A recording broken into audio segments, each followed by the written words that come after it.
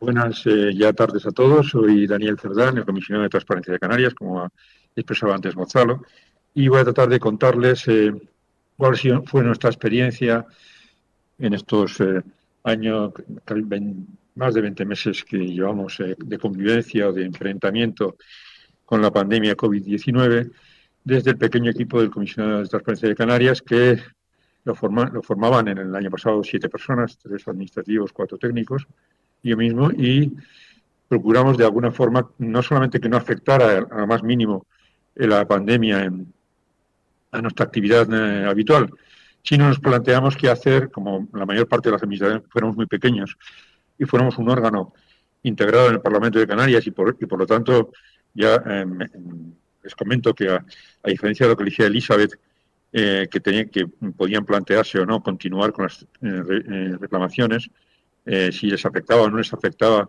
la suspensión de plazos del decreto de alarma, el primer decreto de alarma. Nosotros, por ser un órgano de institución parlamentaria, todavía no somos parte del propio Parlamento de Canarias, no veníamos afectados por esa limitación y pudimos seguir trabajando en derecho de acceso con normalidad, aunque respetando la suspensión de plazos para el resto de operadores jurídicos canarios, ¿no? Entonces, cuando ya en el propio primer trimestre, el más duro de confinamiento, nos planteamos qué hacer y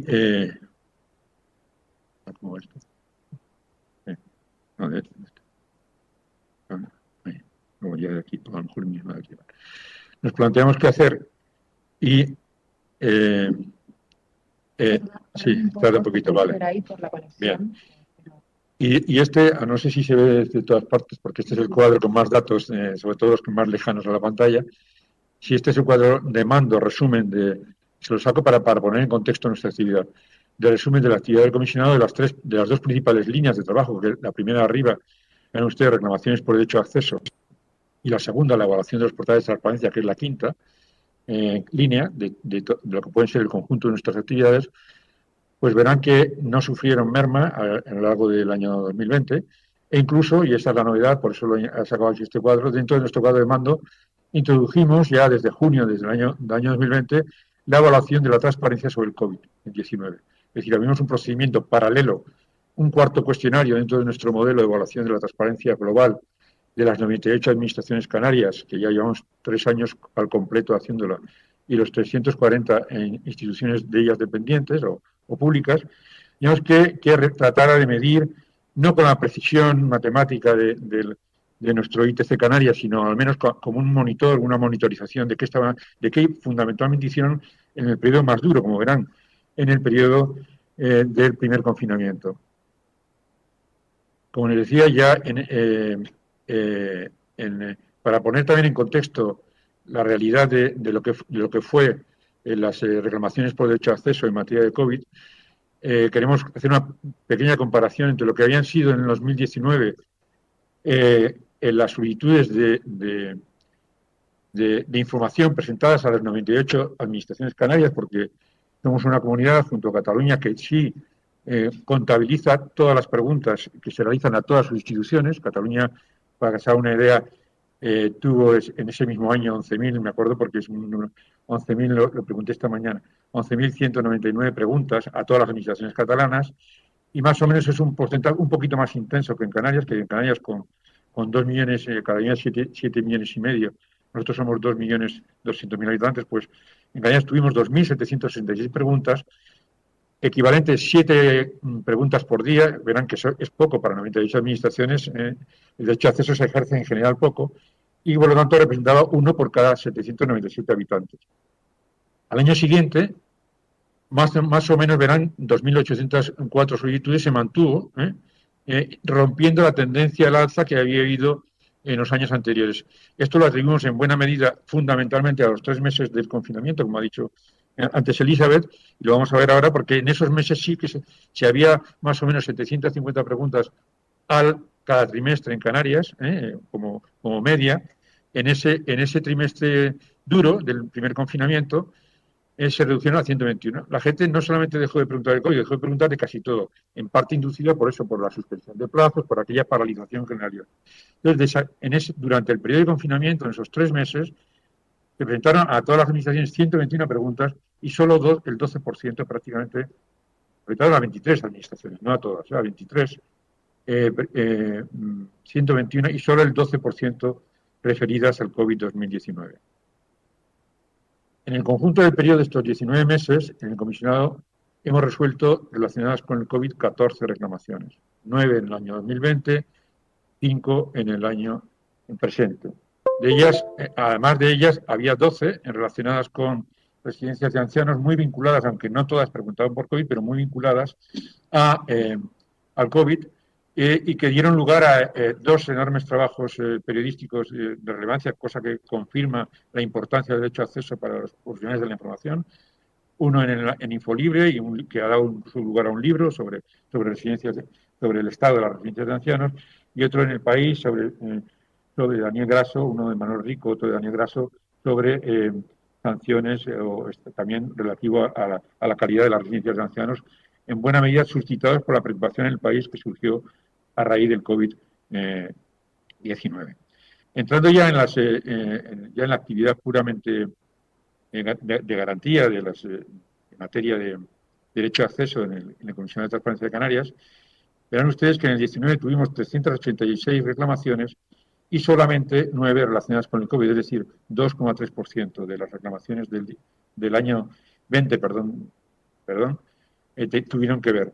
Esa relación, hasta los 9 primeros meses del presente año, que llevamos 407 reclamaciones, solamente 5, es decir, lo verán ustedes ahí si están cerca de la pantalla, solamente el 1,23% tienen que ver con el COVID.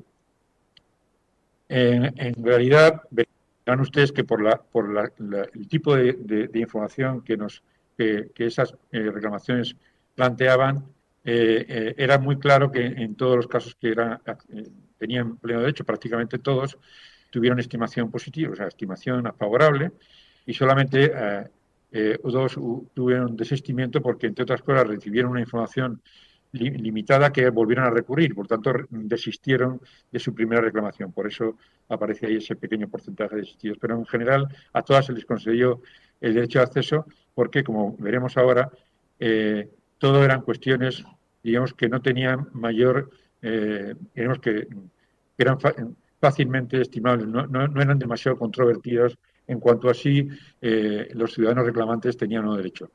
Para los que no ven, no quería leerlos detenidamente, pero posiblemente algunos no lleguen a verlo en pantalla, y tuvieron que ver, bueno, pues con el impacto del COVID en la residencia de mayores, con los datos de pruebas de diagnóstico, estadísticas fundamentalmente, con los informes policiales sobre las medidas anti-COVID, con los informes de la Consejería de Sanidad sobre el COVID-19, con el número, con las inspecciones turísticas encargadas en relación al COVID-19, perdón. No, con los gastos en mascarillas y geles, que en aquel momento ahora nos parecen tal, pero en aquel momento eran, teníamos un tema muy recurrente, con el informe de los servicios de prevención en el uso de mascarillas por parte de las autoridades del gobierno, con las subvenciones las primeras subvenciones a las microempresas y a los autónomos, con los recursos para favorecer a personas con el COVID-19, bueno, con contratación de rastreadores, etcétera, ¿no? Yo, como se va a quedar la transparencia a disposición de todo el mundo, no detallo más. Bueno, hasta aquí, como les decía, la parte de que, digamos, que afrontamos en materia de derecho de acceso como actividad espera. De aquí no me interesaba exponer el vídeo, sino simplemente esta primera transparencia. ¿Podemos detener? Esto, ahí. A ver si la detenemos. Ahí. Simplemente porque las 4 novedades que este vídeo lo tienen en nuestro canal de YouTube, y describe fundamentalmente el cuestionario al que pasamos a todos los operadores públicos canarios en el verano del año pasado. En este video tutorial, que lo dejamos, esto eran charlas mantenidas por videoconferencia con ellos, como la tenemos en este momento, les expresamos las novedades que teníamos para el año en curso, y una de ellas, la cuarta, verán ustedes ahí, el cuestionario COVID nuevo, de la misma manera que también en la primera, de eso les exponíamos las novedades en la aplicación nuestra de evaluación de portal de transparencia, y el nuevo hijo que ha salido de esa aplicación, que se llama Evalúate, que esta tarde, para que esté interesado, lo explicará mi compañera Clara Rodríguez en el grupo de trabajo de evaluación que hay esta tarde en esta facultad. Bueno, pues les explicamos el cuestionario. En este vídeo tienen el cuestionario. No voy a explayarme demasiado en el cuestionario. En este vídeo cortito de 5 minutos, como ven, de nuestro canal YouTube tienen el video 8, el cuestionario completo que en 11 bloques y unas 40 preguntas se pasó a todas las administraciones canarias. Y ese informe va a aparecer como un adjunto, como un anexo de unos 600 folios al informe anual de este año del comisionado, se publicará este mes, pero he querido adelantarles algunos de sus resultados, porque aunque si bien es cierto que este tipo de actividades no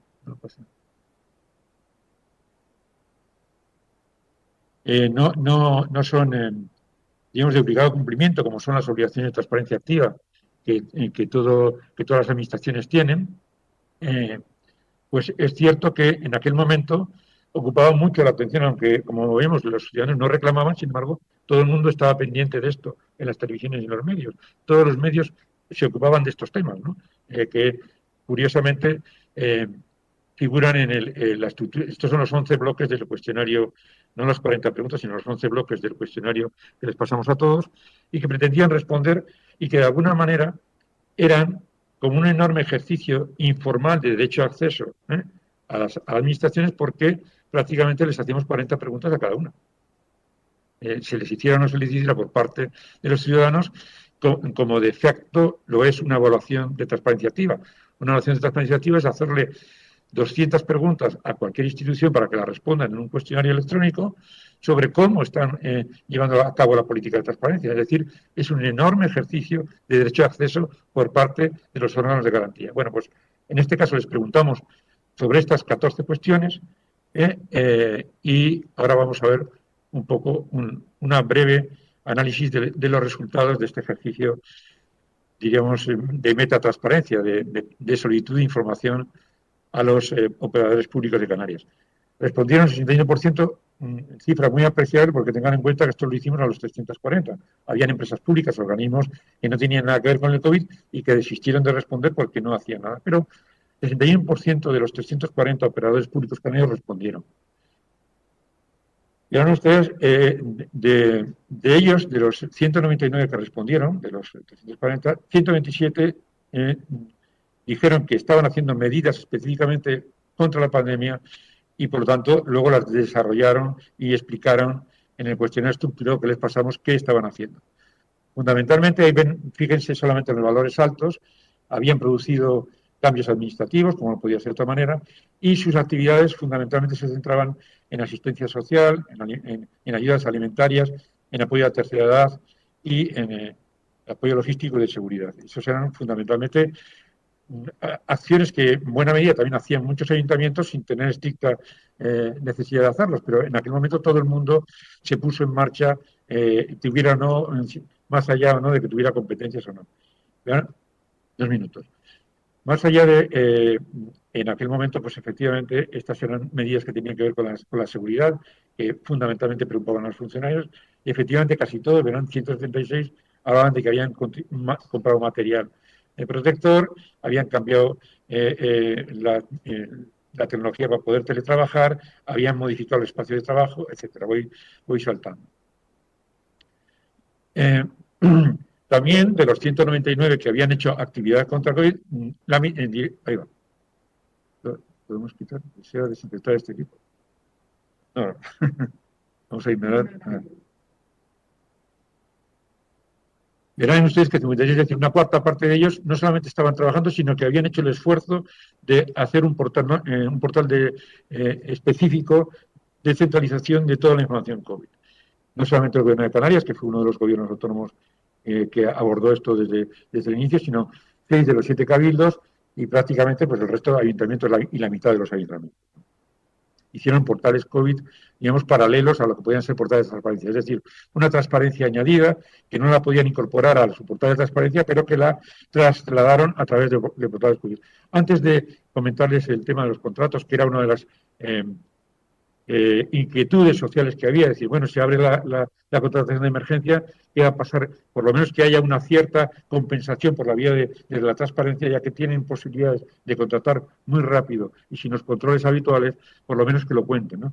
Pero antes de eso, sí quería hacer una reflexión, cuando recordaba mi equipo el otro día, que es que hay incluso en esos portales de transparencia, no se publicaron acciones que luego hemos comprobado que se hicieron a través del cuestionario. ¿Por qué? Porque la gente estaba en muchas ocasiones dedicada a trabajar más que a publicar.